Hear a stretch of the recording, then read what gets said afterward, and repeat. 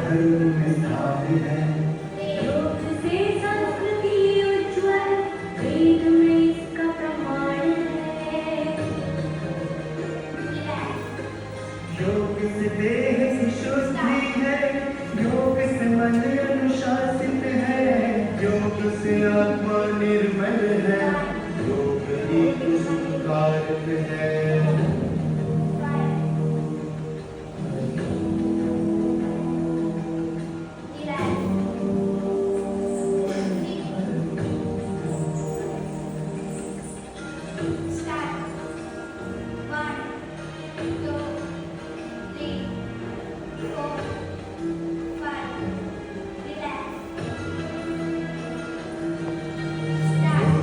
भाग्य रोग है, योग से तन तो जवान है, योग ही तो सारी दुनिया को भारत का वरदान है।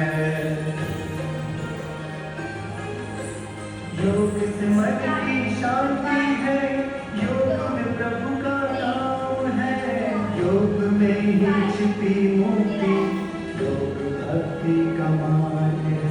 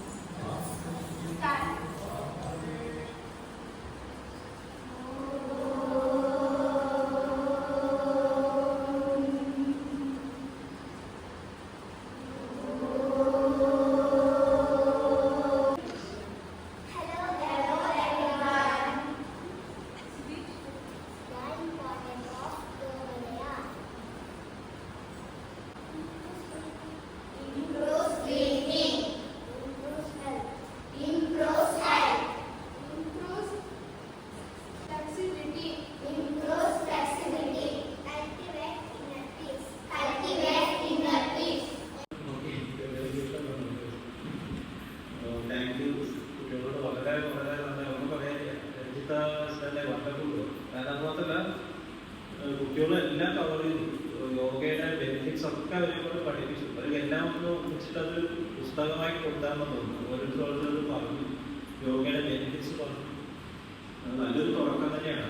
അപ്പോൾ യോഗ എന്ന് പറഞ്ഞാൽ വളരെയധികം തെറ്റിദ്ധരിക്കപ്പെട്ട ഒരു പദമായിട്ടാണ് എനിക്ക് തോന്നുന്നത്. യോഗ എന്ന് പറയുമ്പോൾ സാധാരണ എല്ലാവരും ചെയ്യുന്നത് ശാരീരികമായിട്ട്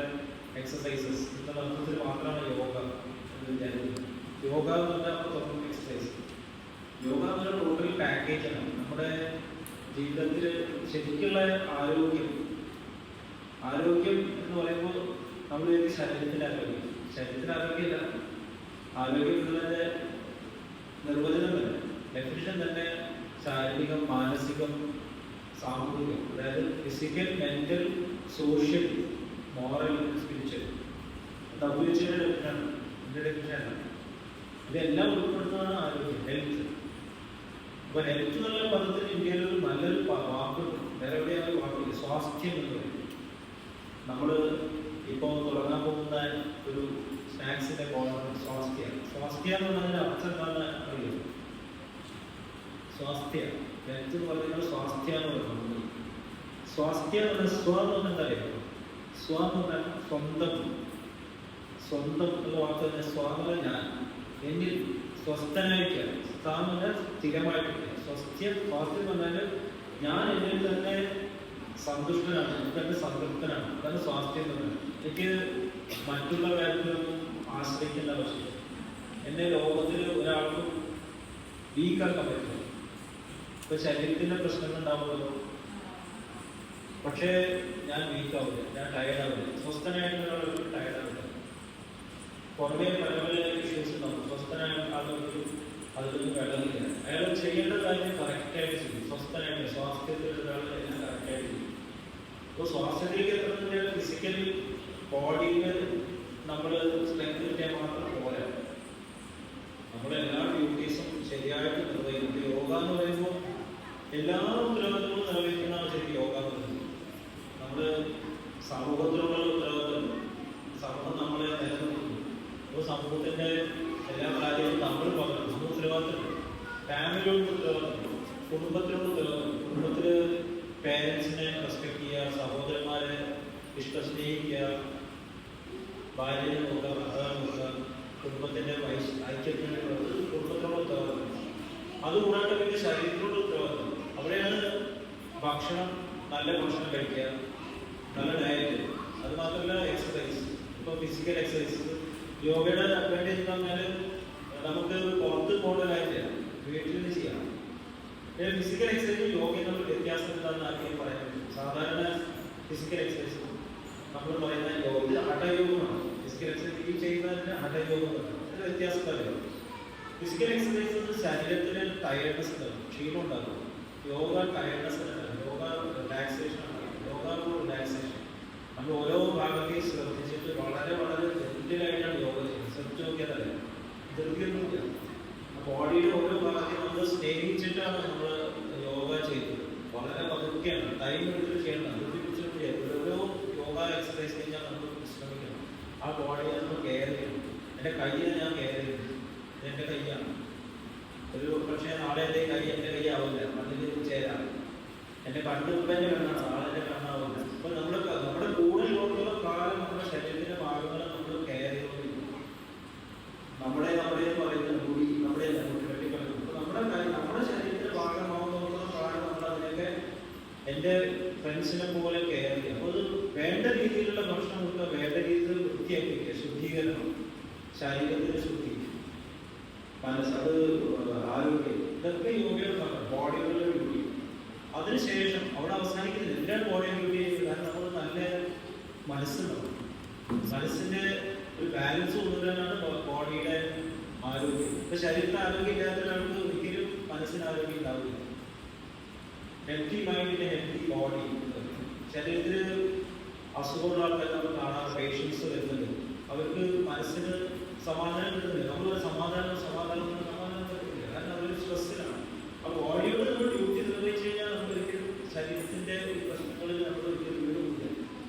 ഇപ്പം എനിക്കൊരു രോഗം, ഞാനൊരു രോഗം ശരിയായിട്ട് മനസ്സിലാക്കി ട്രീറ്റ് ചെയ്തു, എൻ്റെ ഡ്യൂട്ടി നിർവഹിച്ചു കഴിഞ്ഞാൽ പിന്നെ എനിക്ക് അതിലിപ്പോൾ കോംപ്ലിക്കേഷൻ വന്നാൽ എനിക്ക് ഒരു ടെൻഷൻ ഉണ്ടാവില്ല. ഞാൻ എൻ്റെ ഡ്യൂട്ടി ഞാൻ ചെയ്തു. ഡ്യൂട്ടി ചെയ്യാത്തപ്പോഴാണ് ടെൻഷൻ ഉണ്ടാവും. ഇപ്പോൾ പ്രഷറിൻ്റെ വേണ്ട രീതിയിൽ നോക്കിക്കഴിഞ്ഞാൽ ഞാൻ ഡ്യൂട്ടി നിർവഹിച്ചു. പിന്നെ അത് എന്താ ചെയ്യുന്നത്? നമ്മൾ പറയുന്ന പോലെ കേൾക്കുന്നില്ല. നമ്മുടെ കുട്ടികളെ നമ്മൾ നല്ലോണം നോക്കി, ഉത്തരവാദിത്വം നോക്കി, നമുക്ക് കുറ്റബോധം ഉണ്ടാവില്ല. മനസ്സിലായി? കുറ്റബോധം ഇല്ലാത്ത നമുക്ക് തരും ബോഡിയുടെ ആയാലും. അപ്പൊ ഞാൻ നല്ലോണം നോക്കി, പിന്നെ വരാനുള്ളത് തരും.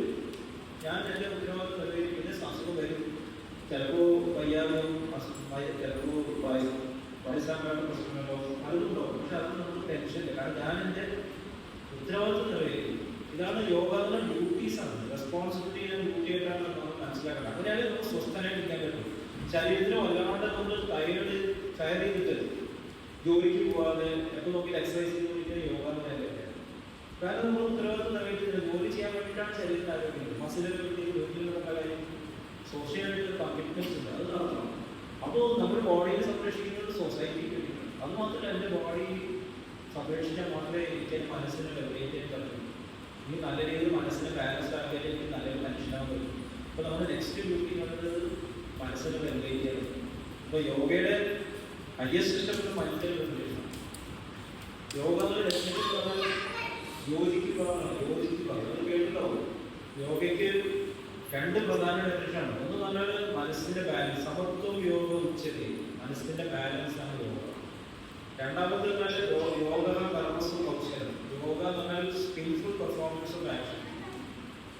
അപ്പോൾ നമുക്ക് സ്കിൽഫുൾ ആയിട്ട് പെർഫോം ചെയ്യുന്ന ഒരു ആക്ഷൻ പെർഫോം ചെയ്യുന്നത് മനസ്സിന്റെ ബാലൻസ്. മനസ്സിന്റെ ബാലൻസ് ആവുന്നതിന് നമ്മൾ ഡ്യൂട്ടീസ് നിർവഹിച്ചിട്ടുണ്ടാവും. നമ്മൾ ശരീരത്തിലുള്ള ഡ്യൂട്ടീസ്, ഫാമിലിയിലുള്ള ഡ്യൂട്ടി, സൊസൈറ്റിയിലുള്ള ഡ്യൂട്ടി നിർവഹിച്ചാണെങ്കിൽ ഒരാൾക്ക് സമാധാനമായിട്ട് ഇരിക്കാൻ പറ്റും. അങ്ങനെ ചെയ്യാൻ പറ്റില്ല. ഉത്തരവാദിത്വം നിറവേറ്റുന്ന ആൾക്കാർക്ക് ഒരിക്കലും സമാധാനം ഉണ്ടാവില്ല. നമ്മൾ എപ്പോഴും കുറ്റബോധമായിരിക്കും. ഞാൻ ചെയ്തില്ല, അത് ചെയ്തില്ല, ചിന്തിക്കാൻ പറ്റില്ല, പ്രാർത്ഥിക്കാൻ പറ്റില്ല. നമ്മൾ പ്രാർത്ഥിക്കാൻ പോയി ഈശ്വരനോട് നമ്മൾ ചെയ്ത തെറ്റുകളെ പറയാൻ പറ്റും. അത് ധൈര്യസമയം പറയാം, ഞാൻ ഇതൊക്കെ ചെയ്തു, വേണ്ടതൊക്കെ ചെയ്തു, ധൈര്യം. അച്ഛൻ്റെ അടുത്ത് കൂട്ടി പോകുന്നത്, അച്ഛൻ ഞാൻ എല്ലാ കാര്യത്തിലും നിരത്തെ പറയാം, അച്ഛൻ്റെ രീതിയിൽ ഞാൻ ചെയ്തു വരും. ഒരു ധൈര്യത്തോടെ അപ്രോച്ച് ചെയ്യാൻ പറ്റും. അപ്പൊ അങ്ങനെയൊരു ഡ്യൂട്ടി ആൻഡ് റെസ്പോൺസിബിലിറ്റി, ഉത്തരവാദിത്വ കർത്തവ്യങ്ങൾ നിർവഹിക്കുന്നതാണ് നമ്മൾ യോഗ എന്ന് ബ്രോഡായി പറയാം. അതിന്റെ ഹയസ്റ്റ് ലെവലാണ് മനസ്സിന്റെ റെഗുലേഷൻ. മനസ്സിനെ റെഗുലേറ്റ് നമ്മുടെ ഏറ്റവും നല്ല പെർഫെക്ഷനിൽ എത്തിയിട്ട് എപ്പോഴും കണ്ടന്റ് സംതൃപ്തനായിട്ട് ഹാപ്പി ആയിട്ട് നമ്മുടെ ജോലിയിൽ നമുക്ക് മാക്സിമം പെർഫോം ചെയ്യാൻ സാധിക്കും. എനിക്ക് ജോലി ചെയ്യാൻ പറ്റാതെ പറ്റുള്ളൂ, ഞാനിപ്പോൾ ഡോക്ടറാണ്, ജോലി ചെയ്യാൻ പറ്റാതെ. അപ്പൊ അങ്ങനെ ഒരു സ്റ്റേറ്റ് ഞാൻ യൂസ്ലെസ് ആവുന്നുണ്ടോ? ഞാൻ യൂസ്ലെസ് ആവുന്നില്ല. കണ്ടന്ററായ ഒരിക്കലും യൂസ്ലെസ് ആവില്ല. കാരണം അങ്ങനെ ഒരാളുടെ ആൾക്കാരെ എപ്പോഴും ചെന്നുകൊണ്ടിരിക്കും. അവരുടെ അടുത്ത് നമുക്ക് കിട്ടിക്കൊണ്ടിരിക്കും, മനസ്സമാധാനം കിട്ടിക്കൊണ്ടിരിക്കും. കണ്ടന്റഡ് അല്ലാത്ത ഒരാൾ ലോകത്തിൽ എന്തൊക്കെ പൈസ ഉണ്ടാക്കിയാലും ഒരു കാര്യമില്ല. കാരണം അയാൾ എപ്പോഴും അയാളുടെ ലാഭത്തെ പറ്റി അറിയില്ല. അതൊന്നും കാര്യമില്ല. നമ്മൾ അങ്ങോട്ട് ചെല്ലുമ്പോൾ അയാൾ കൂടുതൽ കിട്ടുന്നു. ഡോക്ടറെ കാണാൻ പോകുമ്പോൾ ഡോക്ടർ വിചാരിക്കുന്നത് പേഷ്യന്റ് നല്ല പൈസ കിട്ടുന്നു. ഡോക്ടർക്ക് ആരോഗ്യം കൊടുക്കുന്നതിനേക്കാൾ കൂടുതൽ വരുമാനം കിട്ടുമെന്നാണ് പറയുന്നത്. കണ്ടന്റഡായ ആളല്ല, എപ്പോഴും കൊടുക്കാൻ പറ്റും. അപ്പോൾ യോഗ എന്ന ഹൈയസ്റ്റ് ലെവലിൽ അത്രയും കണ്ടന്റിന്റെ സംതൃപ്തിയിലേക്ക് നമുക്ക് എത്താൻ സാധിക്കും. അങ്ങനെ സ്വസ്ഥനാവും, ബാലൻസ്ഡ് ആവും. അപ്പോൾ അങ്ങനെ ഒരു ഹാപ്പിനെസ്, അങ്ങനെ ഒരു മനഃപ്രസാദം, joyful state of action, joyful state perform ചെയ്യുന്ന ആക്ഷൻസിനാണ് യോഗ ഹൈയസ്റ്റ്. അത് അനേകം ഡെഫിനിഷനാണ്. അപ്പോൾ ഏറ്റവും ജോയസ് ആയിട്ട്, ഹാപ്പി ആയിട്ട്, സംതൃപ്തനായിട്ട് ജോലികൾ ചെയ്യാൻ നമുക്ക് സാധിക്കുന്ന യോഗത്തിലാണ്. അതാണ് യോഗി എന്ന് പറയുന്നത്. അതായത് ഫിസിക്കൽ എക്സസൈസ് ആയിട്ട് തുടങ്ങണം, നല്ലതാണ്. ശാരീരിക എക്സസൈസ് നല്ലതാണ്, ശരീരത്തിൽ ആരോഗ്യം തുടങ്ങണം. പക്ഷേ ഹയർ ലെവലിൽ നമ്മൾ എപ്പോഴും കണ്ടന്റ് ആവുന്നത് എപ്പോഴും സ്വാസ്ഥ്യം എന്നുള്ള പറ്റും. അപ്പൊ അതിനാണ് ഹാർട്ട്ഫുൾനെസ് മെഡിറ്റേഷൻ ഫോക്കസ് ചെയ്യുന്നത്. ഹാർട്ട്ഫുൾനെസ്സിനെ പറ്റിയിട്ട് പറയാണ്ടിരിക്കാൻ വയ്യ. കാരണം ഹാർട്ട്ഫുൾനെസ് ഫോക്കസ് ചെയ്യും, സാധനമാർ ഫോക്കസ് ചെയ്യുന്നത് ഏറ്റവും ഇമ്പോർട്ടൻറ്റ് ഭാഗമാണ് മെന്റൽ റെഗുലേഷൻ. മനസ്സിനെ ശാന്തമാക്കുക. മനസ്സിനെ ശാന്തമാക്കാതെ നമുക്ക് ഡ്യൂട്ടി പെർഫോം ചെയ്യാൻ പറ്റില്ല, നമുക്ക് എക്സസൈസ് ചെയ്യാൻ പറ്റില്ല, നമുക്ക് ഉത്തരവാദിത്തം ചെയ്യാൻ പറ്റില്ല. അപ്പോൾ ഹാർട്ട്ഫുൾനെസ് ഫോക്കസ് ചെയ്യുന്നത് ഫസ്റ്റ് ലെവലിൽ നിങ്ങൾ ഇത്രയൊക്കെ സമയം ചെലവാക്കുമ്പോൾ ആദ്യം തന്നെ മനസ്സിനെ റെഗുലേറ്റ് ചെയ്യും. മനസ്സിനെ റെഗുലേറ്റ് ചെയ്തിട്ട് നിങ്ങൾ എല്ലാം ചെയ്തു. അപ്പോൾ നിങ്ങൾ നമ്മൾ എക്സസൈസ് ചെയ്തു ക്ഷീണിച്ചിട്ട് പോയിട്ട് ഒരിക്കലും മനസ്സിന് സമാധാനം പറ്റില്ല. അപ്പോൾ ആദ്യം ചെയ്യേണ്ടത് മനസ്സമാധാനം കൊണ്ടുവരിക, റിലാക്സ് ചെയ്യുക. എന്നിട്ട് ആ സമാധാനത്തിൽ ശരീരത്തിന് എക്സസൈസ് ചെയ്യും. തിരിച്ചു ചെയ്തു ബെനിഫിറ്റ് വളരെയധികമാണ്. ആദ്യം നിൽക്കുക, കുറച്ചു നേരം മനസ്സിനെ ശാന്തമാക്കുക, എന്നിട്ട് ആ ശാന്തി നമ്മുടെ ശരീരത്തിലൂടെ കൊടുക്കാൻ നമുക്ക് എക്സസൈസ് ചെയ്യുമ്പോൾ ആ ശാന്തി എൻ്റെ കയ്യിലേക്ക് പോകട്ടെ, എൻ്റെ കാലിലേക്ക് പോകട്ടെ, എൻ്റെ മനസ്സിലേക്ക്, എൻ്റെ ശരീരത്തിൽ ഭാഗത്തേക്ക് പോകട്ടെ, എൻ്റെ സൊസൈറ്റിയിലേക്ക് പോകട്ടെ. അപ്പോൾ പുറത്തേക്ക് കയറുമ്പോൾ സോഷ്യൽ ചേഞ്ചസ് വരാറുണ്ട്. ഒരു സ്വാസ്ഥ്യത്തിൽ ഇങ്ങനെയൊരു ബാലൻസ് ഒരാൾക്ക് സോഷ്യലായിട്ട് കമ്മിറ്റ്മെൻറ്റ്സ് നല്ല രീതിയിൽ നോക്കാൻ സാധിക്കും. അല്ലെങ്കിൽ നമുക്ക് ഫസ്റ്റ് ഡ്യൂട്ടി നമുക്ക് നമ്മളോട് തന്നെയാണ്. ഫസ്റ്റ് ഡ്യൂട്ടി നമ്മൾക്ക് നമ്മളോടാണ്. അതിൻ്റെ ഏറ്റവും ഉയർന്ന ഡ്യൂട്ടി എൻ്റെ മനസ്സിൻ്റെ ബാലൻസ് ആയിരുന്നു. മനസ്സിൻ്റെ ബാലൻസ് ഇല്ലാത്ത ഒരാൾ എത്ര ശക്തിയായിട്ട് കാര്യമില്ല, എത്ര വിദ്യാഭ്യാസം കാര്യമില്ല, എത്ര വലിയ പദവിയിലെങ്കിലും കാര്യമില്ല. മനസ്സിൻ്റെ ബാലൻസ് ആക്കുന്നതാണ് ഫസ്റ്റ് സ്റ്റേജ്. അത് എത്ര വേഗം തുറക്കുമോ അത്രയും നല്ലത്. കാരണം നാളെ എൻ്റെ ശരീരത്തിന് ആരോഗ്യമുണ്ടോയെന്ന് എനിക്കറിയില്ല. എത്ര വൈകിട്ട് നമുക്ക് കുറേ കാലം കഴിഞ്ഞിട്ട് മെഡിറ്റേഷൻ ചെയ്യാം. വയസ്സാകുമ്പോൾ കസേരയിലിരിക്കാൻ പറ്റില്ല. ഇപ്പൊ തന്നെ നമ്മുടെ പല ആൾക്കാർക്ക് നടുവേദന, മേലുവേദന, കാലുവേദന ഇരിക്കാൻ പറ്റുന്നില്ല. മെഡിറ്റേഷൻ ചെയ്യാൻ പറഞ്ഞാൽ ഇരിക്കാൻ പറ്റുന്നില്ല. അപ്പോൾ കുറച്ചു നേരം കഴിഞ്ഞാൽ എങ്ങനെ മെഡിറ്റേറ്റ് ചെയ്യാൻ പറ്റില്ല? മനസ്സിൽ നമ്മൾ വയസ്സായി കഴിഞ്ഞാൽ കൈകരിക്കും, കാലിൽ കുഴമ്പ് വരിക, ഇങ്ങനെ വർത്തമാനം പറയാൻ പറ്റും. ടെൻഷനായിട്ട് പേടിയോ എന്നൊക്കെ ചെയ്ത് പേടിയായിട്ടാണ് അവസാനിക്കുന്നത്. അപ്പൊ അങ്ങനെ പറഞ്ഞിട്ട് ധൈര്യമായിട്ട് ഈ ലോകത്തിൽ ധൈര്യമായിട്ട് യോഗം കൊണ്ടുപോകാനുള്ള കഴിവ് നമുക്ക് ഉണ്ടാവാൻ സാധിക്കും. അങ്ങനെയാണ് യോഗ നമ്മൾ പ്രാക്ടീസ് ചെയ്യും. ഹാർട്ട് വളരെ എളുപ്പമാണ്. ഹാർട്ട് മെഡിറ്റേഷൻ ഫോക്കസ് ബാക്കിയുള്ള എല്ലാത്തിനും അത് ഹെൽപ്പ് ചെയ്യും. മറ്റുള്ള എല്ലാ എക്സസൈസസും നമ്മളിപ്പോൾ നമ്മൾ physical exercises, stress regulation, relaxation എല്ലാം ഇമ്പ്രൂവ് ചെയ്യും. പക്ഷെ ഫോക്കസ് മനസ്സിനെ റെഗുലേറ്റ് ചെയ്യും. ഹാർട്ട് സെൻറ്ററായിട്ട് ഹൃദയത്തിൽ ഉള്ള ആ സ്നേഹത്തെ, നമ്മുടെ ഹൃദയത്തിലെ ബ്യൂട്ടി, സ്നേഹത്തെ നമുക്ക് എല്ലാ മേഖലയിലും കൊണ്ടുവരിക എന്നുള്ളതാണ് ആർട്ടിസ്റ്റ്. അപ്പോൾ യോഗ എന്ന് പറയുന്നത് വളരെ ചെറിയൊരു കാര്യമായിട്ട് നമ്മൾ ആലോചിക്കരുത്. യോഗ എന്ന് പറയുമ്പോൾ യൂണിയൻ ഗോഡാണ്. ഈശ്വരനായിട്ട് യോജിക്കലാണ് യോഗ. ഈശ്വരൻ എന്ന് പറഞ്ഞാൽ എവിടെയാണ്? എൻ്റെ മനസ്സിൻ്റെ ഉയർച്ചയാണ് ഈശ്വരൻ. എൻ്റെ മനസ്സിൻ്റെ ഏറ്റവും ഉയർന്ന അവസ്ഥയാണ് ഈശ്വരൻ. ആ മനസ്സിൻ്റെ ഏറ്റവും ഉയർന്ന അവസ്ഥയിൽ കണക്റ്റഡ് ആയിട്ട് ഈശ്വര്യമായിട്ട് ഡിവൈനായിട്ടുള്ള ഒരു പേഴ്സണായിട്ട് നമുക്ക് ജീവിക്കാൻ പറ്റും എന്നുള്ളത് കാണിക്കാനാണ് ആർട്ടിസ്റ്റ്. അതിന് മാതൃകളായിട്ട് ഇവിടെ മാസ്റ്റേഴ്സ് ഉണ്ടായിട്ട് എല്ലാ മാസ്റ്റേഴ്സ് അത് ജീവിക്കാൻ പറ്റും കാണിക്കാനായിട്ട് കാലാകാലം ലോകത്ത് മാസ്റ്റേഴ്സ് ഉണ്ടായിരുന്നു. എത്ര പേര് ചരിത്രത്തിലുണ്ടായിരുന്നു. അത് കാണിച്ചത് നമുക്ക് ജീവിക്കാൻ പറ്റും. അപ്പോൾ നമുക്കും അതുപോലെ തന്നെ ഫോളോ ചെയ്യാൻ സാധിക്കണം. ഇവർ പറഞ്ഞുകൊണ്ട് എല്ലാവർക്കും വളരെ വളരെ ഹാപ്പി യോഗ. എല്ലാവരും യോഗയിലേക്ക് എല്ലാം ചെയ്യുന്നുണ്ട്. കുറച്ചുകൂടി എന്തൂസിയാസ്റ്റിക് ആയിട്ട് എല്ലാവരും പാർട്ടിസിപ്പേറ്റ് ചെയ്യണമെന്ന് റിക്വസ്റ്റ് ചെയ്യുന്നുണ്ട്.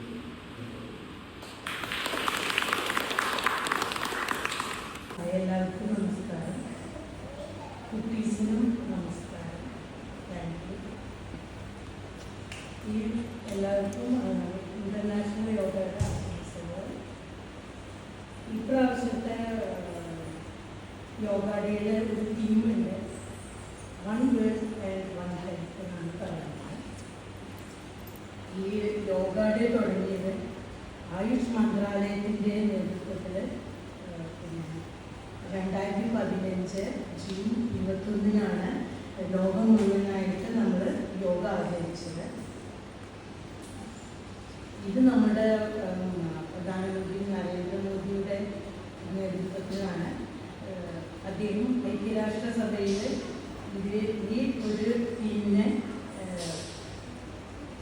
കുറിച്ചിട്ട് അവരോട് പറഞ്ഞു. അപ്പോൾ അവർ അതിന് പിന്തുണച്ചു. അങ്ങനെയാണ് 2016 ജൂൺ 21 അന്താരാഷ്ട്ര യോഗാ ദിനമായിട്ട് അതിനെ ആചരിക്കുന്നു. അതിപ്പോഴും എല്ലാ വർഷവും അത് ആഘോഷിക്കുന്നുണ്ട്. യോഗ എന്ന് പറയുമ്പോൾ ഫിസിക്കലി മാത്രമല്ല, മനുഷ്യനും ശരീരവും പ്രകൃതിയും തമ്മിലുള്ള മനസ്സിൻ്റെ ടെൻഷനും പിന്നെ പിരിമുറുക്കം കുറയ്ക്കലും എല്ലാം യോഗയുടെ ഒരു പ്രധാനപ്പെട്ട തീമാണ്.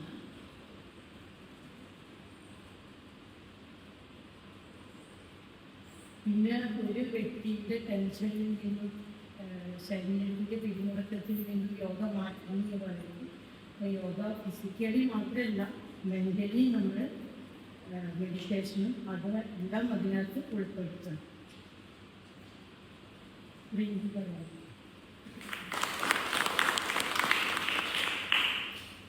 ಎಲ್ಲರಿಗೂ ನಮಸ್ಕಾರ. ಇದು ನಾವು ಇಂಟರ್ನ್ಯಾಷನಲ್ ಯೋಗ ಡೇ ಆಚರಿಸ್ತಾ ಇದ್ದೇವೆ.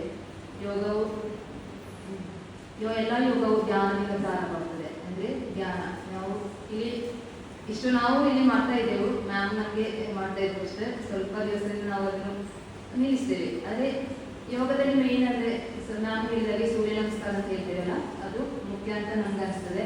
ಈ ಸೂರ್ಯ ನಮಸ್ಕಾರದಿಂದ ನಮ್ಗೆ ಏನಾಗ್ತದೆ, ನಮ್ಮ ಮಾನಸಿಕ ಒತ್ತಡ ಕಡಿಮೆ ಆಗ್ತದೆ. ಅದೇ ರೀತಿ ರಕ್ತ ಸಂಚಾಲನ ಅಂದರೆ ಬ್ಲಡ್ ಸರ್ಕ್ಯುಲೇಷನ್ ಹೆಚ್ಚು ಮಾಡ್ತದೆ, ಹಾಗೂ ನಮ್ಮದು ತೂಕ, ದೇಹದ ತೂಕವನ್ನು ಕಡಿಮೆ ಮಾಡ್ತದೆ. ಇದು ಒಳ್ಳೆಯದಂತ ನನಗೆ ಅನಿಸ್ತದೆ ಸೂರ್ಯ ನಮಸ್ಕಾರ ಮಾಡೋದು.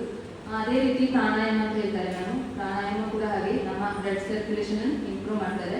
ಹಾಗೆ ನಮಗೆ ಮೆದುಳಿಗೆ ಹಾಗೂ ನರಕ್ಕೆ ಬೇಕಾಗುವ ಆಕ್ಸಿಜನ್ ಅನ್ನು ಅದು ವೃದ್ಧಿಸ್ತದೆ.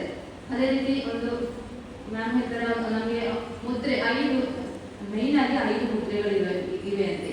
ಆ 5 ಮುದ್ರೆ ಅಂದರೆ ನನಗೆ ಒಂದು ಧ್ಯಾನ ಮುದ್ರೆ, ಮತ್ತೆ ಪ್ರಾಣ ಮುದ್ರೆ, ಮತ್ತೊಂದು ಪೃಥ್ವಿ ಮುದ್ರೆ, ಮತ್ತೊಂದು ವರುಣ, ಮತ್ತೊಂದು ಅಗ್ನಿಯಾಟ ಮುದ್ರೆ. ಇದು ಹಾಗೆ ಈ 5 ಮುದ್ರೆಗಳು ಕೂಡ ಒಂದೊಂದು ಮುದ್ರೆಗೂ ಒಂದೊಂದು ಇಂಪಾರ್ಟೆನ್ಸ್ ಇರುತ್ತೆ. ಅಂದರೆ ಒಂದೊಂದು ಮುದ್ರೆ ಕೂಡ ನಮಗೆ ಮೆಂಟಲಿ ಶಕ್ತಿ ಕೊಡ್ತದೆ, ಮತ್ತೆ ನಮ್ಮ ಬ್ಲಡ್ ಸರ್ಕ್ಯುಲೇಷನ್ ಜಾಸ್ತಿ ಮಾಡ್ತದೆ.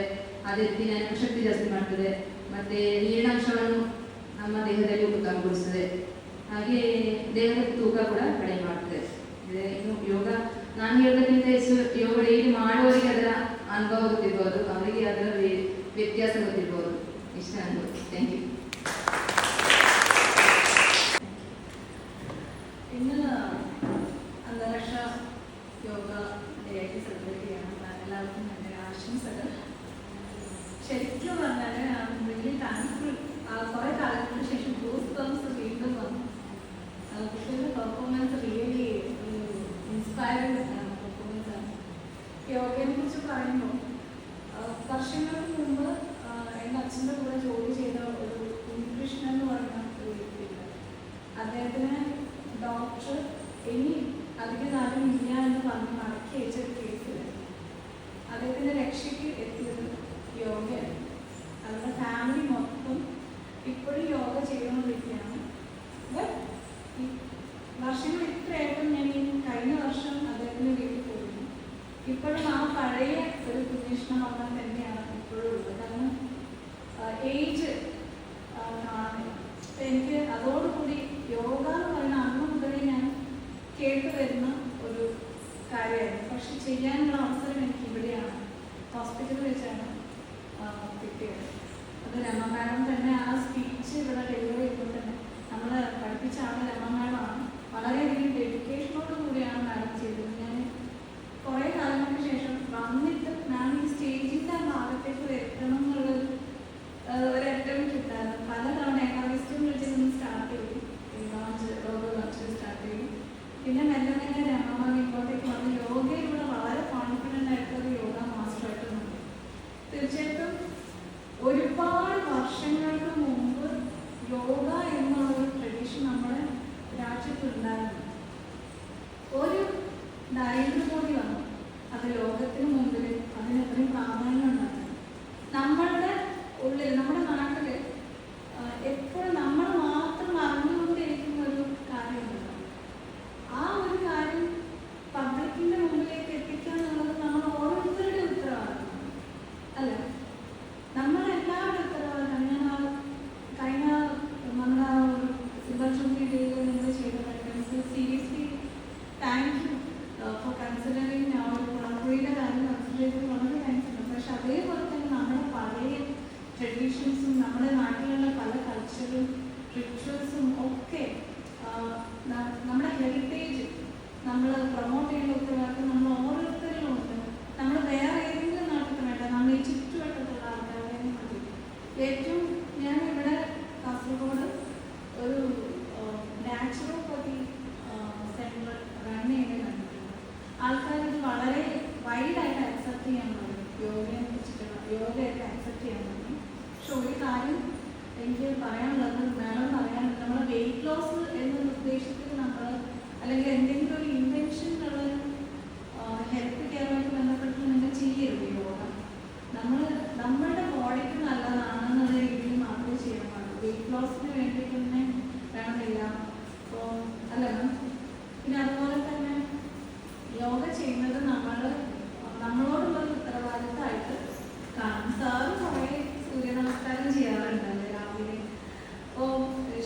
അതൊന്ന് ചെയ്താൽ തന്നെ മാറിയെന്ന് പലരും പറയും. 21 ടൈംസ് സൂര്യ നമസ്കാരം ചെയ്താൽ തന്നെ ഒരു ഫുൾ എക്സസൈസ് ചെയ്തതിന് തുല്യമാണ്. പക്ഷേ യോഗ എക്സസൈസ് അല്ല, അതൊരു നമ്മുടെ ഒരു ട്രഡീഷനാണ്. നമ്മുടെ ലൈഫിൻ്റെ ഭാഗമായിട്ട് തന്നെ പല്ല് തേക്കുക, കുടിക്കുക, അങ്ങനെ വരിക പോലെ ഒരു ട്രഡീഷൻ്റെ ഭാഗമായിട്ട് കൊണ്ടുവരേണ്ട ഒരു ശീലമായിട്ട് മാറണം. അതെനിക്ക് കുറച്ചും കൂടി കഴിയുന്നത് നമ്മുടെ ഈ കുട്ടികളിലുള്ള ഒരു ചേഞ്ചസ് കാണുമ്പോൾ എനിക്ക് ഫീൽ ചെയ്യുന്നത്, എനിക്ക് കുറച്ച് കാലം കഴിയുമ്പോൾ നമ്മുടെ ലൈഫിൻ്റെ പാർട്ടായിട്ട് യോഗ എത്ര മണിക്ക് കഴിയുന്നുള്ള ചോദ്യങ്ങൾ അവരുടെ ലൈഫ് സ്റ്റൈലിൽ വരുമെന്ന് എനിക്ക് തോന്നുന്നു. ഇത്രയും എനിക്ക് തോന്നുന്നതിൻ്റെ മുന്നോട്ടുള്ള പോക്കിന് എനിക്കൊരു ആശങ്കയില്ല. തീർച്ചയായിട്ടും ഇനിയുള്ള വർഷങ്ങളിൽ കൂടുതൽ ആൾക്കാരെ യോഗ എത്തുകയും അതിൻ്റെ ഗുണങ്ങൾ ഒരുപാട് ജനങ്ങൾ അനുഭവിക്കുകയും ചെയ്യട്ടെ എന്ന് പ്രാർത്ഥിച്ചുകൊണ്ട് thank you for listening my speech.